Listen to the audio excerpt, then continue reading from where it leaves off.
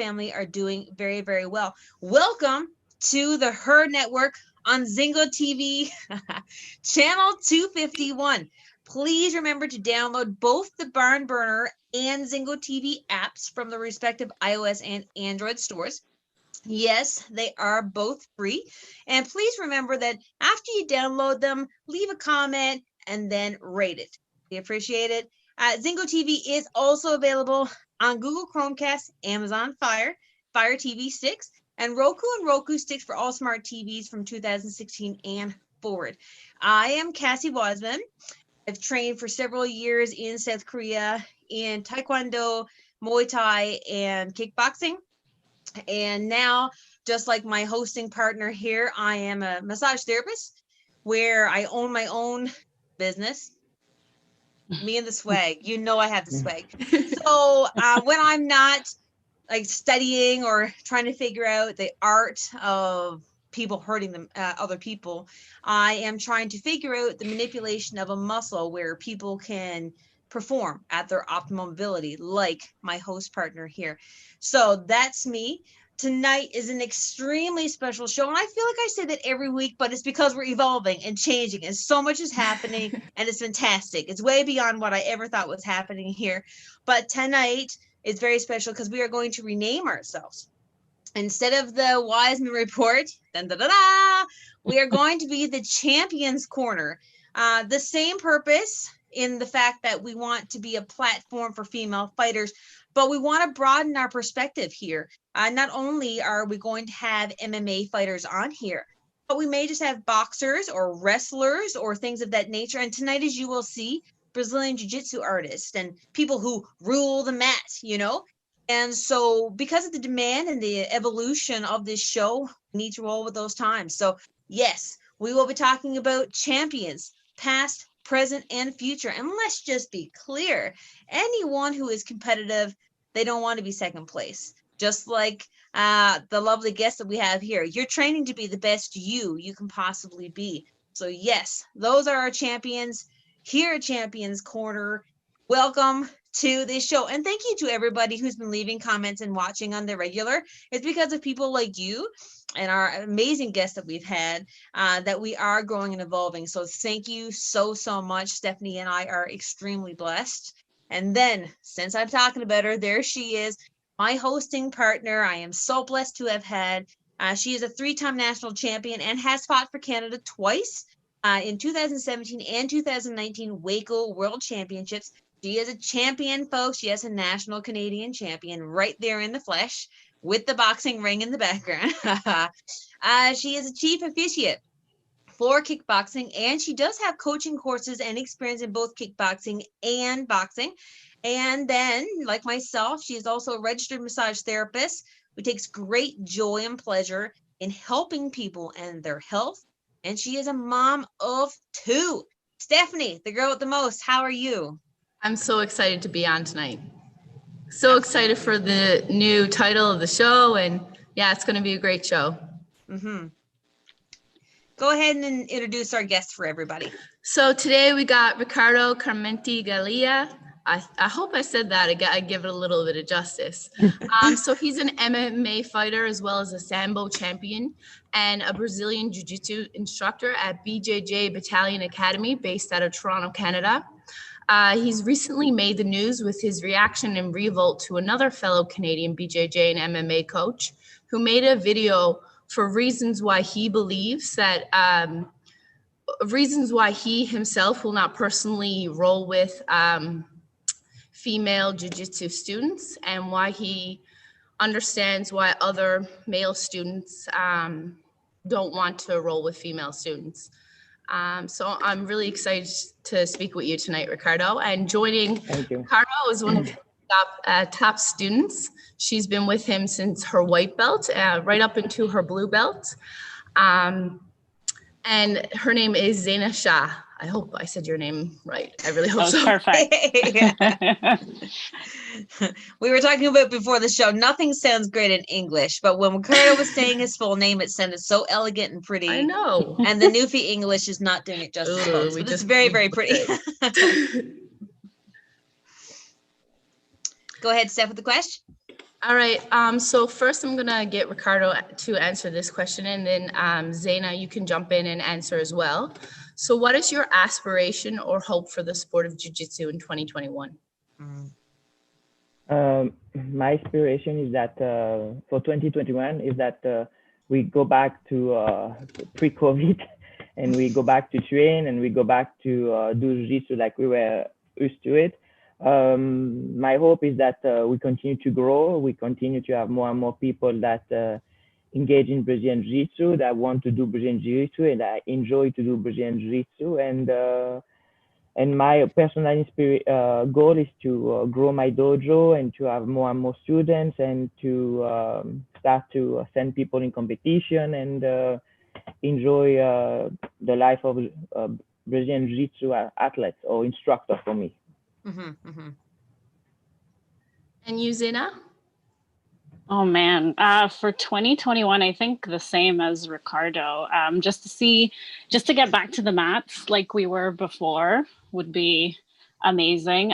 Personally, for me, well, same thing really. Just get back on the mats. Kind of use the time to get back to where I was pre-COVID. I hear you.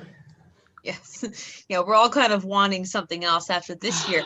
Now, when it comes to this year, I guess like we've all had to adjust with our professions. Stephanie and myself, we lost our job for 3 months because we were shut down.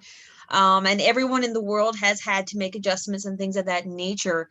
So, Ricardo, you, what is something that you've done to try to adjust for your students? So I did Zoom class. I learn Zoom class that I call Shadow Jiu-Jitsu, where I show move that normally you use during a fight that you can do it on your own.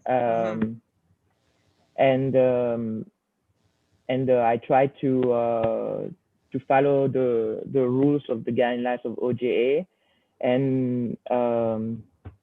and yeah, that's it. It was a difficult year for everybody, so everybody did what they could, and yeah, more or less is what I did.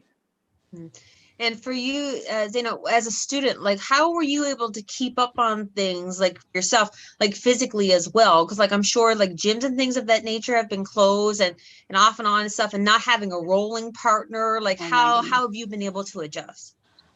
So I'll be completely honest. Initially, it was really rough, especially because jiu-jitsu is so physical. Yeah. I think the first month when we went into lockdown, you know, we all had this idea that, oh, it's not gonna be too long. We're gonna be back to the mats like in a couple of weeks. So initially, I was just sort of enjoying the time off. I didn't really think much of it.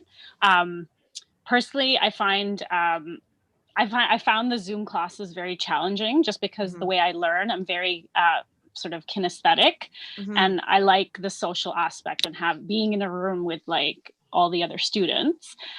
So initially, Ricardo started running the classes almost as soon as we went into lockdown. It took me about a month or so before I was like, okay, you know what? I need to get going again. So there was definitely a bit of a mental shift for myself. I ended up ordering like a grappling dummy. I managed to get like some mats from a friend. That was another adjustment because obviously the dummy doesn't react in the same way as another person. But honestly, once I got used to, I guess, the way we're running class now, I'm really enjoying it. It's definitely the shadow jiu-jitsu, especially, like you really get to work that sort of mental aspect of the game that sometimes you lose when you're like physically rolling with another person.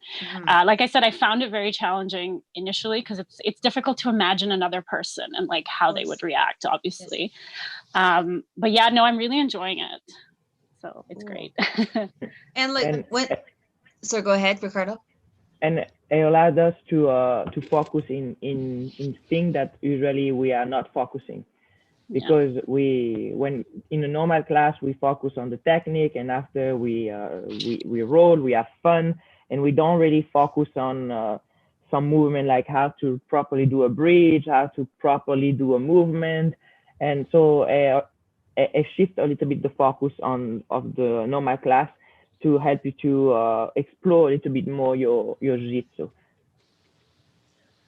All right, and I'll segue off of that question a little bit, but what got you both into jiu-jitsu in the beginning? Start with you, Ricardo. Yeah. At the beginning, jiu-jitsu or martial art? Jiu-jitsu. Let's go with jiu-jitsu. Yeah. Okay, so I was doing sambo, combat sambo, and I was doing MMA, and I was already very good on the ground, but I noticed that I noticed that the niwaza was my thing, and I was like, you know what? Because the niwaza is my thing, I should focus a little bit more on that. Like that, when we go on the ground, I'm gonna be sure to beat everybody. So I was like, what is the sport that really focus on niwaza? And I was like, it's jiu-jitsu. So I started to do jiu-jitsu for two reasons: to be better on the floor, and also to understand what a Brazilian jiu-jitsu was trying to do. Like that, when I was fighting a Brazilian jiu-jitsu, I knew what it was trying to do to me, and I could easily counter, punch him on his face, and win the fight. So that was a little bit like to be a spy, if you want. And I really enjoy. And after that, there was a long story where I moved in Russia. I trained with Fedor Emelianenko. The Bellator heavyweight champ, right? Yeah. What? The Bellator heavyweight champ, right? Yes, the Pride.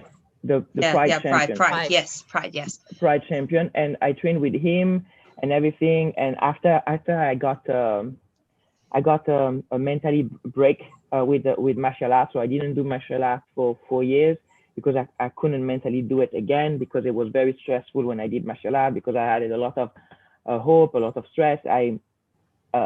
When you train very hard to be a champion, there's a mental aspect that is very difficult, and I was not able to keep the mental aspect. So I stopped it for 4 years. And after that, I came to Canada, and my wife one day was like, listen, I'm going to do Brazilian Jiu-Jitsu. It's not combat sambo, but it's better than nothing. And I was like, okay, I'm going to follow you. And I started to do Jiu-Jitsu, and I started to realize that Jiu-Jitsu was the thing I enjoyed the most. I enjoy more than MMA. I enjoy more than anything. So I just continue. And one day I decided to make it my life, and now I'm teaching Jiu-Jitsu. Wow. A lot there. Now, I mean, Zeta, that's a hard follow, but maybe you should have gone first in that one. I don't know. Yeah, my story's not as exciting. There are no celebrities in it, and it's way shorter. It's hard. From now on, you go first. Yes, me first, okay? Okay, my story. So my main art form is actually capoeira. I've been doing capoeira for like almost 12 years now. You ladies are familiar with capoeira. It's not very well known in some circles. But just for the audience, sure. So explain it a little bit. Capoeira is basically, it's an Afro-Brazilian martial art that was created by enslaved Africans in Brazil. And it encompasses, there's martial elements to it. There's a lot of dance and acrobatic elements to it. There's singing, there's music. It's sort of a cultural expression. That was my main art. So I started with that. And there are a lot of kicks in capoeira. There are some takedowns, but there's not really much in the way of grappling. And I was just noticing, as I started to progress in my capoeira journey, I was noticing that I was very comfortable sort of in the mid-range and long range. But anytime anyone came into my space, I noticed I started to get really, really nervous and almost fearful. And I sort of thought, okay, there's got to be a way for me to learn to get comfortable with someone sort of coming into my space and like bridging that gap. Mm-hmm. So I'd like seen some grappling, you know, on UFC and things like that, but I never really understood, you know, what they were doing. I'd heard people say that, you know, it's sort of the best form of self-defense because most fights do go to the ground. So I thought, why not? You know what? Let me give it a try. And initially, Ricardo knows this, it was sort of I was just sort of like, I'm going to do one class a week and then I'm going to, you know, stick to my other stuff. And then one class became 2 class and then 2 classes became 3 classes. I was very surprised at how addictive it got because people say this on the internet. They're like, you know, you're going to get so addicted. And I was like, no, that's not going to happen. It's like a hobby for me. And it totally took over. Like, so that's kind of how I got started. And I'm still here. So that's it. It's a good healthy addiction. Yeah. And a great outlet. It is.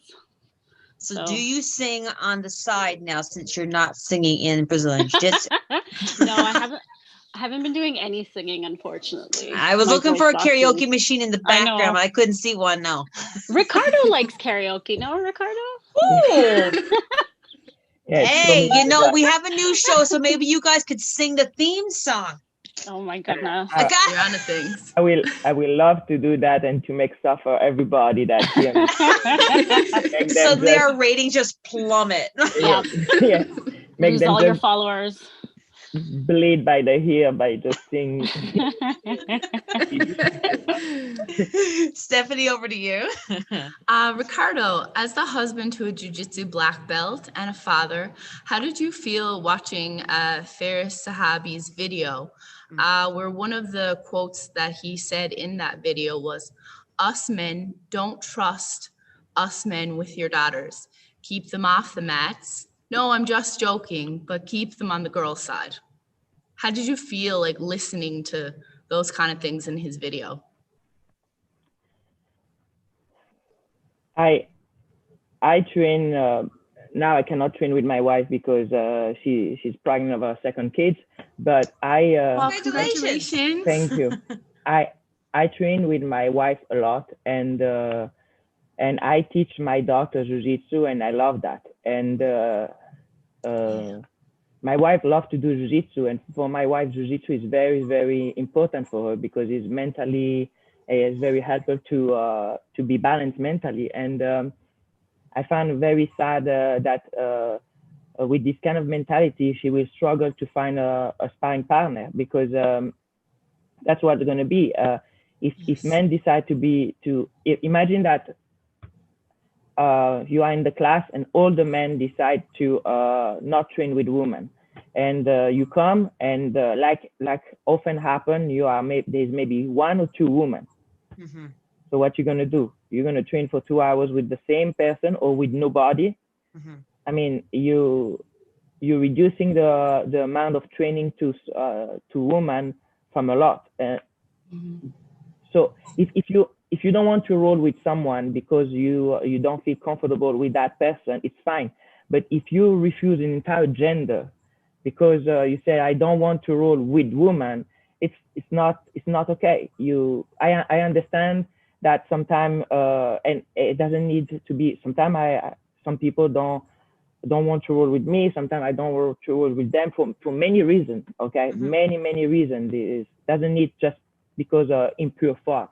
It's because I'm tired. This guy is young. They're gonna kill me, and I cannot handle that. I need a break. This guy is too heavy. This guy is too strong. Or just me and another guy. We don't go very along, so I prefer to avoid, and that's fine. But if you, like, for example, I don't know, said, oh, these young people give me a hard time, so I will not roll with the people that are below 25, then that's a problem. You cannot, that's discrimination. So that's why, and I find very sad the fact that he applied the idea that a relationship with women has to always be with impure thoughts, that like you have to be a perfect man. I don't know, I don't remember exactly how he said. He said a saint man to roll with women without impure thought. Like, it's not true. I roll all the time and I don't have impure thought or whatsoever. And and even if you have impure thought, you keep it for yourself, you wash it out, and you continue to train. You focus more on your training, and you just forget, and you continue to enjoy the training, and that's it. So yeah, that's my point of view. How about you, Xenia? When you heard your coach's reaction when he posted his retort on TikTok, how did you feel as his female student? Honestly, my heart almost burst out of my chest. I was so proud, but I will say this, I was not surprised at all, because if you know Ricardo, and I'm sure anyone watching this, if you know this man, you know that in his mind, jiu-jitsu is perfect, right? But people are flawed. And to him, like, his brain cannot fathom why anyone, especially someone like at a high level, would not want to help someone else along in their jiu-jitsu journey. Like his brain just doesn't, it doesn't compute at all. So I was so proud and so happy, but like, honestly, I wasn't surprised at all. He's always been a very vocal supporter of women, not just women's jiu-jitsu, but sort of accessibility for everyone in jiu-jitsu. I remember when I first started with him, I was the only female student, and we were trying to brainstorm ways that, you know, how can we get more female students in? And so I think we had a conversation, I think it was over WhatsApp, Ricardo, and then like we stopped talking, and like 10 minutes later, there's already a Facebook page. He's created like this women's open mat every month called She Rolls. Like he's always been a very strong advocate for women in jiu-jitsu and just everyone in jiu-jitsu. So yeah, I was super proud, but honestly, I was like, yep, that's my instructor. No surprises here. Yeah, because my goal is very simple. I want everybody to do jiu-jitsu. Yeah.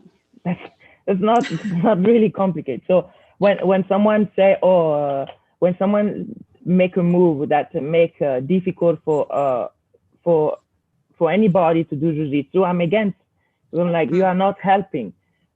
You are not helping people to do jiu-jitsu. That's what bothers me.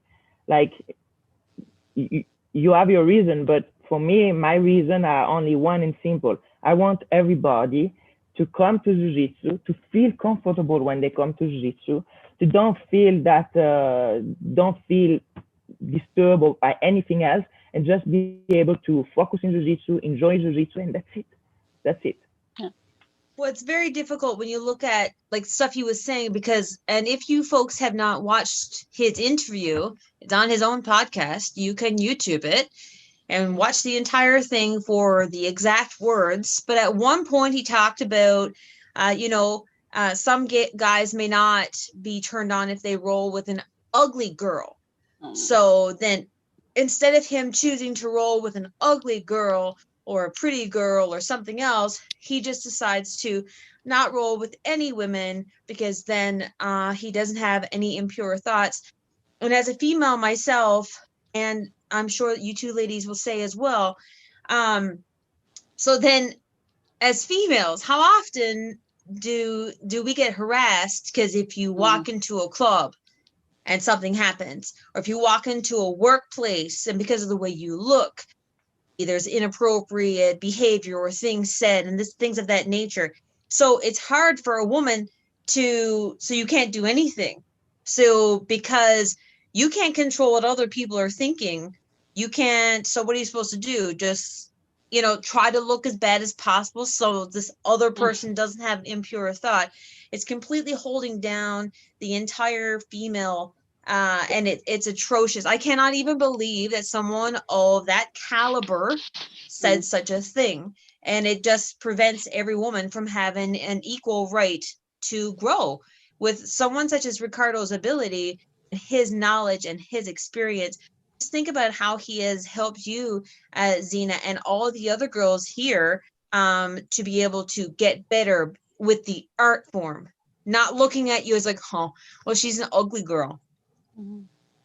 But crazy. And the thing that because he said, so what I'm gonna do? I'm gonna only roll with the ugly girl, and after I'm gonna have to explain to the pretty girl why I don't want to roll. He didn't say it like that, but that was applied. But Yes. Yes. but ugly and beautiful is in the eyes of everybody. Is Exactly. beautiful or ugly depending of who is looking at it. So some women are amazing for me, and my friend just to the side is like, yeah, that's a girl, okay. And that's so he apply that that there's a world standard, and that oh, you are ugly and you can train jiu-jitsu, or you are pretty and you cannot train jiu-jitsu. So it make no sense. And if you have impure thought, it's your problem. It's the problem Yes. of the guy of the human being that has impure thought. His problem, and he has to deal with that, and he has to adjust his behavior in such a way that it doesn't put anybody uncomfortable when they train. That's it, Yeah. and himself, and that's it. So if you have impure thought, keep it for yourself and let everybody train and enjoy their practice. Well, and then to further throw fuel into the flame, he continues on by giving one example, which was pathetic, about one female who had come from a different gym, and she was trying to get trained there, and she asked to roll with him. And she continued on to say that at the previous gym she was at, her and the coach had a relationship, an intimate relationship, and yada, yada, yada. No one says that that's because they rolled together.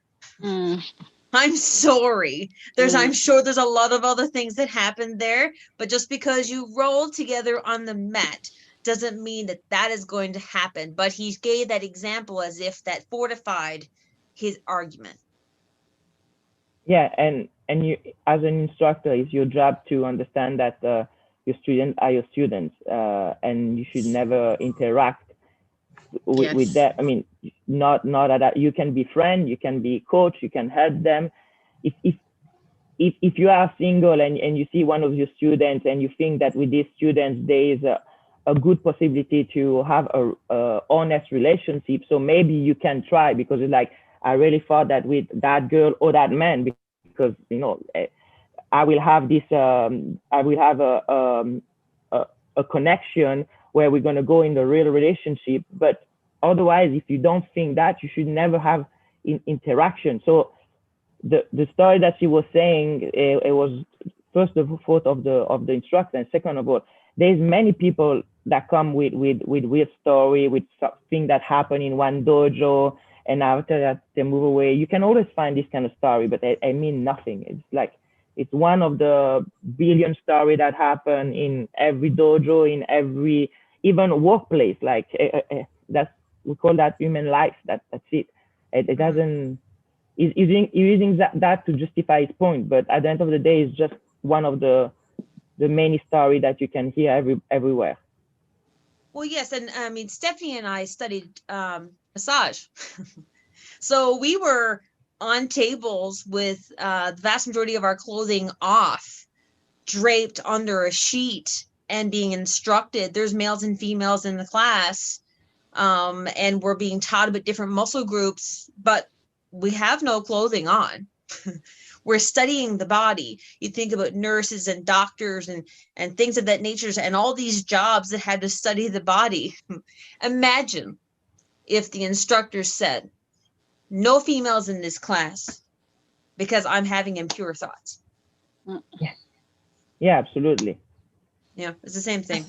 I think that's a great point, Cass. Coaches, like nurses, like doctors, like healthcare practitioners, that should be held to a certain standard. And when you're in a position of trust, when you're a coach, you should have enough professionalism to separate a romantic relationship from teaching or training your student. I mean, jiu-jitsu practitioners should be studying and working and focusing on their skill and not assessing somebody's beauty. Like, your mind is not in the right place. You're not training like you should be training if your thoughts are going there instead of, how can I improve my armbar? How can I improve my takedowns? Those are the things that you should be focusing on as soon as you enter the dojo doors. That's my opinion. Absolutely. Ricardo, you posted something on Facebook with regards to the law, Canadian laws or something. You mind to go on about that? Yes, I post about Canadian human because I had a conversation with my mother, and my mother said, but usually there is a human, this is a human right. So I was curious, and I checked on the Canadian Human Act, and from what I understand, because I'm not a lawyer, so my understanding is limited. So I don't know if I understand properly, but from what I understand, you are not allowed to refuse a service to someone based on their gender, on their sex orientation, religion, etc., etc., etc. So I put it: if you are an instructor and you're selling a product called Brazilian Jiu-Jitsu, you should be able to sell it to everybody, and that's it, and nobody push you. Trust me, nobody push you to be a Brazilian Jiu-Jitsu instructor. Nobody tell you. Your parents don't tell you. You know what? I want you to be a Jiu-Jitsu instructor. So I mean, you pick that decision and you pick that choice. Nobody tell you to do that job. So I mean, you have to do the job. That's it. And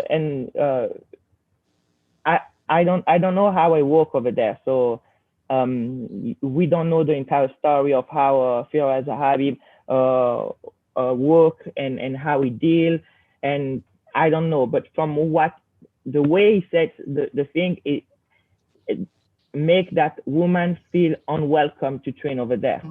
That's my and listen, I didn't know what he said. The reason I know what he said is because I follow BJJ Woman. And a BJJ Woman, there were his video link with a lot of comments of women pissed off. So that was their reaction. And if you go after on his YouTube channel, you can see a lot of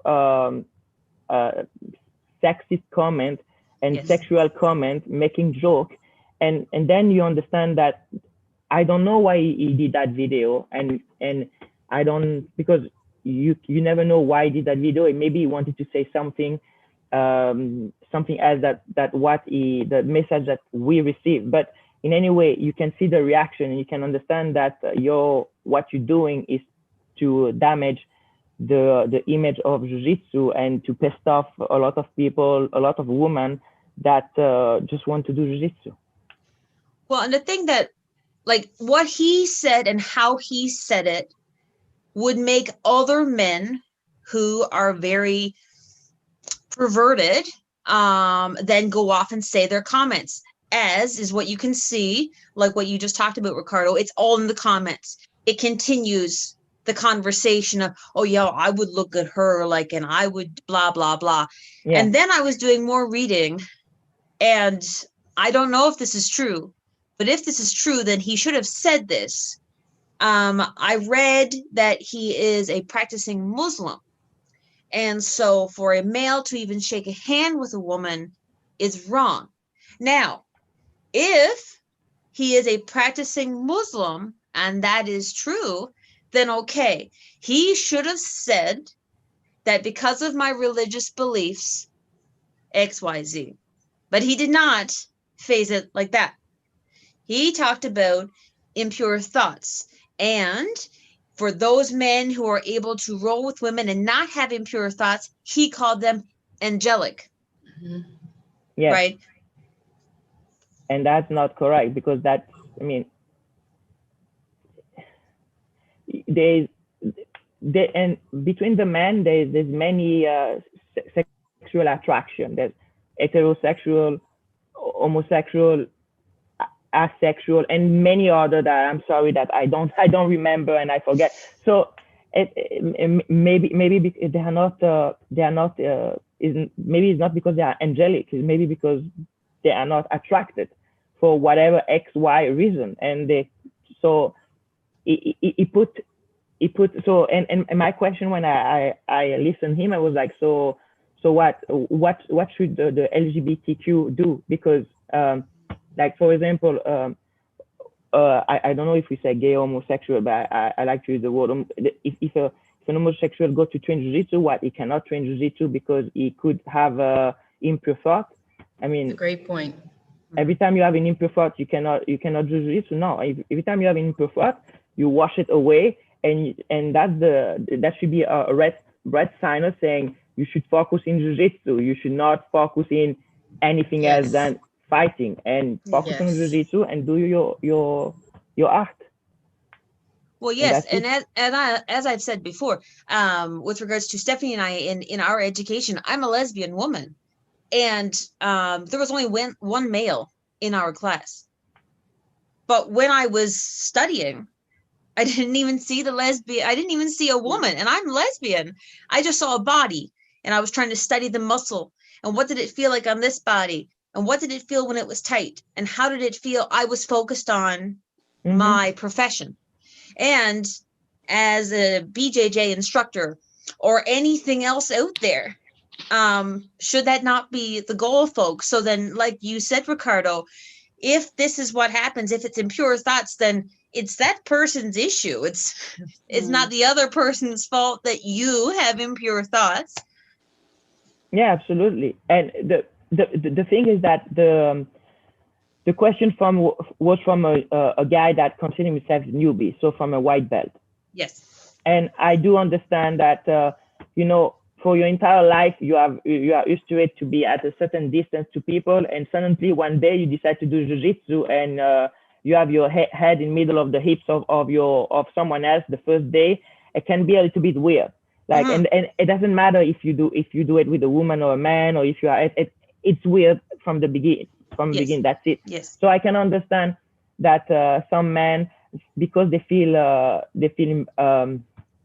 awkward, they don't want to roll with a woman when they are white belt. Then, but it's a process of learning. It's a process of learning and understand that we are fighting.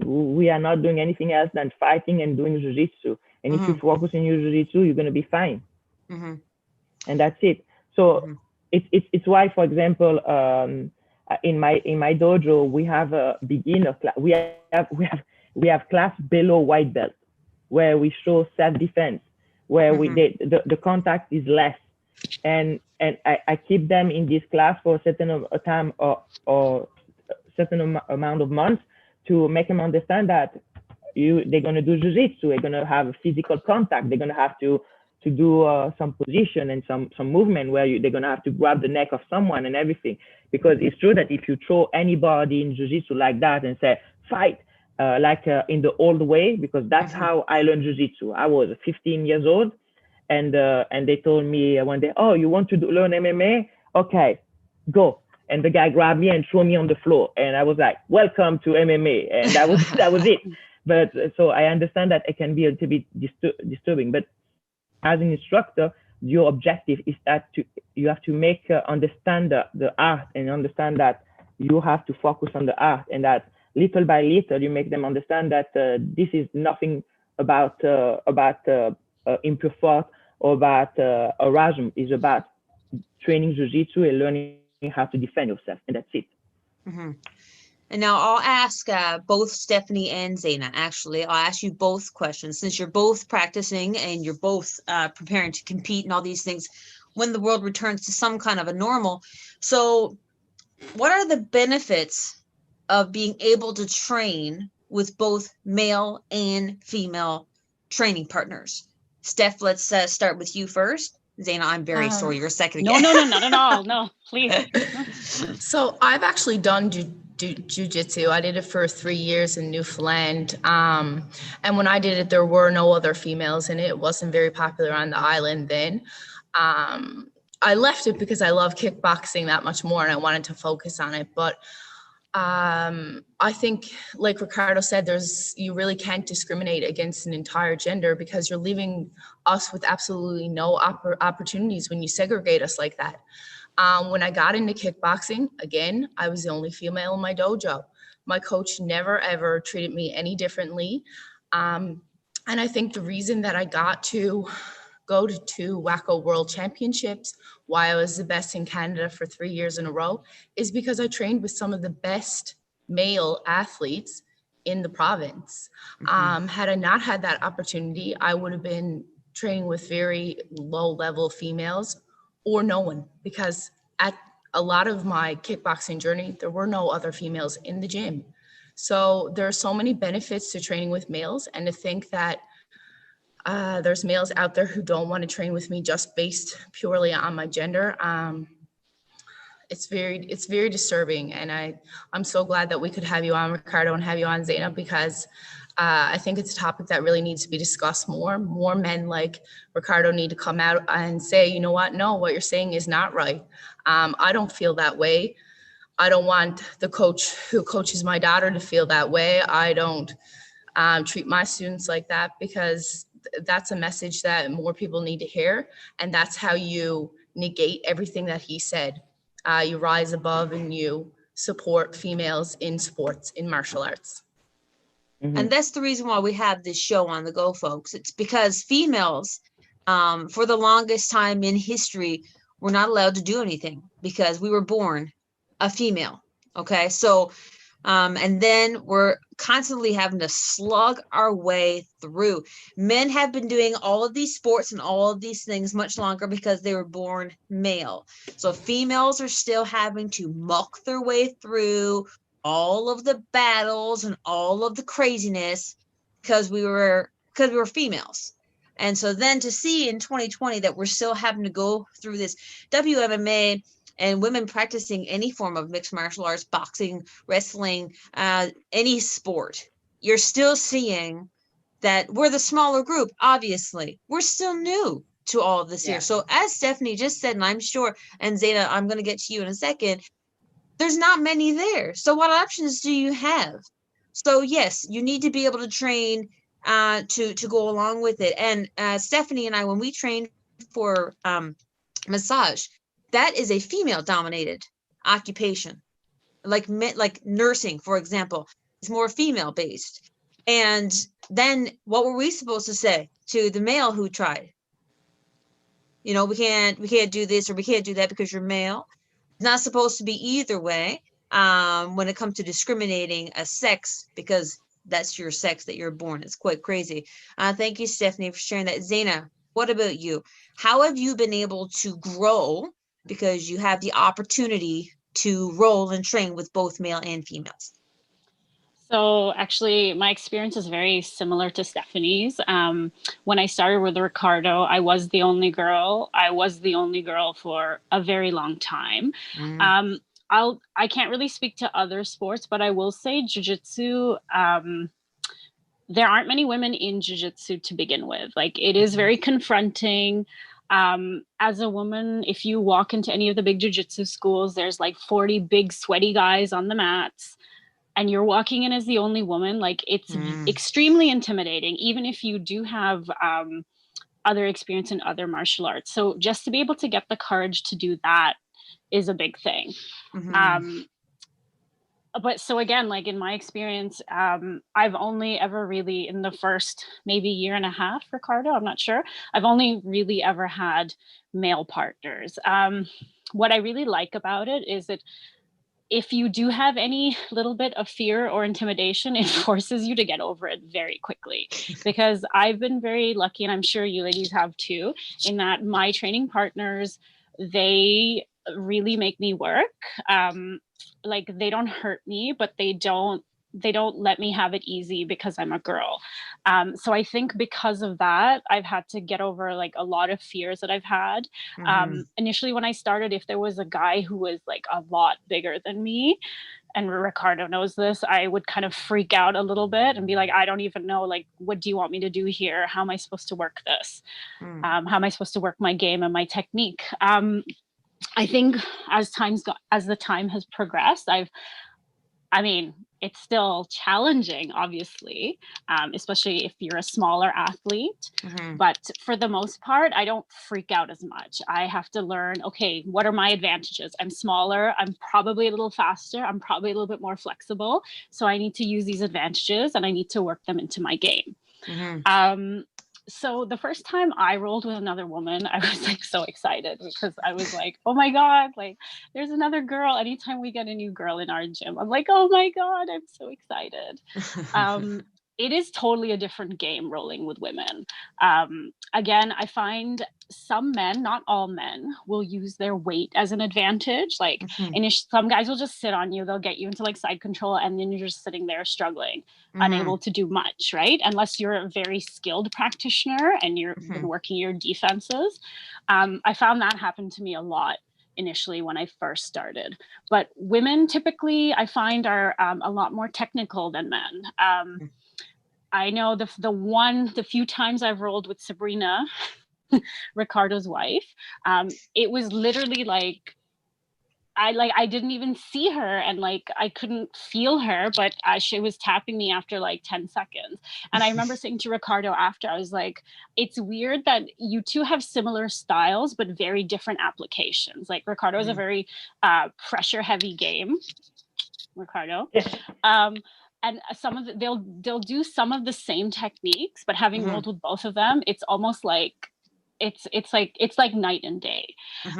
So I do think it's really important to be able to roll with both men and women. I'm going to take this on a little side note. Given that a lot of women get into jiu-jitsu because it's a good self-defense tool, I would say I would encourage women to roll with men, because most attacks are perpetrated by men. So if you've only ever worked your jiu-jitsu or your self-defense with women, the statistics are pretty high. I think it's something like 1 in 5 women before the age of 35 will experience like a sexual assault. Like it's a pretty high number. Yes. And if God forbid if you get into a situation like that with what is statistically going to be a man, like that's a very different experience. And if you're not used to being put into uncomfortable positions by a man who's probably bigger and stronger than you, then it's just another thing that's going to work to your disadvantage. Ooh, I feel like I rambled a bit there. Sorry. No, that's excellent. That's excellent. I'm trying to get into. There's a jiu-jitsu class here in Lab City, and Do it. no, I'm signing up for January. They're on break because of Christmas or whatever. But anyway, so I'm getting into it in January, and I had spoken to somebody just today about exactly that. I like the idea with jiu-jitsu that as a female, it would take what is normally seen as you being on the bottom and in a vulnerable position, and it's teaching you how to stay calm in a vulnerable position and how to use that vulnerability to your strength and advantage. And I think that's so true with not just Brazilian jiu-jitsu, but with life. There's so many things that come at you, and oftentimes you're in what feels like a weak or depleted or vulnerable position. And but then how to stay calm and how to use your strengths and strategics to be able to rise above that. Ricardo, what do you got stuff to say? Go ahead. The art of jiu-jitsu is about not losing. That's what people need to understand, is that you use jiu-jitsu, like in the real fight, I see jiu-jitsu as you couldn't run, you got punched in the face, and now you're on the floor and the guy wants to punch your face to oblivion. Yes. You need to use jiu-jitsu. Yes. It's not the first weapon you're going to use, because of course the first weapon you're going to use is going to be knee, feet, arms, and throw. Okay, because if you throw someone on the floor, you can run. But if you end up in the situation where you end up on the ground, then jiu-jitsu is the thing that's going to save your life, and that's the objective of jiu-jitsu. It's why it's funny, because when I teach self-defense, I'm like, I have to always remind jiu-jitsu practitioners, like, don't use jiu-jitsu when you're in self-defense. Yeah. So, because if you use jiu-jitsu, that means you are already losing the fight. It means you are in a very bad situation. You want to never have to use jiu-jitsu. You don't want to be able to run away. Yes. Okay. To throw someone and run away, to hurt him and just get out. Because if you have to use jiu-jitsu, that means you couldn't run away. And so that's the element of jiu-jitsu. So when it comes to now that all this has been out and it has been because of COVID, everyone's watching a little extra harder everything, aren't they? Because what else do we have to do? So when it comes to your dojo and your practice, Ricardo, what would you say to women who have been practicing Brazilian Jiu-Jitsu or who were thinking about practicing Brazilian Jiu-Jitsu? So to women that have been practicing Brazilian Jiu-Jitsu, just continue. You're doing amazingly, and that's it. Just continue to train, and continue to. And if you find that in the place where you train, you are not welcome, or you don't feel welcome for whatever reason, just go away. Just go train somewhere else. It's at the end of the day, it's not where you do jiu-jitsu. It's do you do jiu-jitsu? Okay, so train jiu-jitsu wherever you feel comfortable to go, and whoever you feel comfortable to do it, and that's it. And for the women that want to train jiu-jitsu, I can understand that jiu-jitsu it's a little bit difficult for women at the beginning because there's a lot of contact. But there's place where there is a woman class, and I found a woman class can be very useful because first of all you train with women, and it can be easier for some women. Of course, I am for woman class, but the idea is that after you should also train with men, because you have to be able to train with everybody. If your jiu-jitsu doesn't work with everybody, your jiu-jitsu has a problem. But women class are very good for women, and that will be a good place to start. Another thing is that you should go train in place where they have a beginner program. And this is for women, but also for men, for everybody. Yes. Jiu-jitsu is complicated, and you feel lost, and it's a sport where you always suck. You just suck less. That's it. So yeah, everybody is like, oh, when I'm gonna be a black belt, I'm gonna be amazing. And you get your black belt, and you're like, I still suck at jiu-jitsu. I still have so much to learn. So it's a little bit difficult for that. So you have to take jiu-jitsu with patience, and just enjoy the ride, and enjoy to participate. Don't think about winning or losing when you train. Just thinking about, do I'm improving my jiu-jitsu, and that's it. Stephanie, I don't know how we've gone through an hour, but I'll give you the closing question to our fantastic guests. I think we've asked so many amazing questions, and I'm so thrilled with everything that Ricardo has said. And I definitely agree that when you first join a dojo or a gym, whether it be kickboxing or jiu-jitsu, like it's a good idea first to start with a beginner program, see how you like it from there, and develop into your competitive classes. I guess I just want to ask Ricardo, like, I know you've trained alongside some amazing guys. What is your most memorable training session with some of the amazing talent that you've gotten to train with? I think, if I have to be honest, it's with Oleg Taktarov. Cool. Do you know who is Oleg Taktarov? Yes.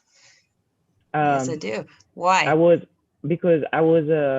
16 years old, and I never trained with I only saw it in the TV. And he came one time in Switzerland, and after a tournament where I got third place or something like that, we start to train, to just fight. He grabbed me from my chest, and he just grabbed me like that, and I was 16, so he lifted me up, and he just threw me on the floor. And when I touch the floor, I jump on his legs and I bring him down. It was like, oh, and he make me fly. I just remember that I had his leg, and I feel something behind my back, and I see my hands and my arms just flying like that, and we're like, oh, and we train, and we fight for at least 20 minutes, because Oleg Taktarov, he was the guy that his idea of training is that you fight for an hour nonstop. And that was his idea to train. So we did 20 minutes, what it was nothing for him. Yeah. And after that, he told me, you know what? you are the best fighter in this place. Oh, And he said, the only problem is mental. It's like, you need to believe in yourself, and you need to believe that you can beat, because you can beat them all. Because you are the only one that put me that give me some kind of hard time. And I came back home and I cried for I don't know how much long, because yeah, it was the first time that someone else than myself believed in me, and that was like magic. And that was the first time I trained with a champion, with a guy that I watched it in the cage winning against Monster, and now he was training with me, with a nobody of 150 pound young guy. That was amazing magic. And the second time is with the Fedor Emelianenko, because his punch is like, I was sparring with him, and I feel a glove, and I thought that there was someone else punching me in my face, and was like, I was starting to get mad. I was like, hey, I'm training with Fedor, and I realized that there was nobody to my side. It was his punch that I didn't see it touch me to the side, and that was like also magic. Okay, so thank you so much for that, Ricardo. I thank you, Zaina, for everything that you had to say. Thank you both so much for coming on the show. We could have kept going there for 3 hours, but my producer's saying we have to go.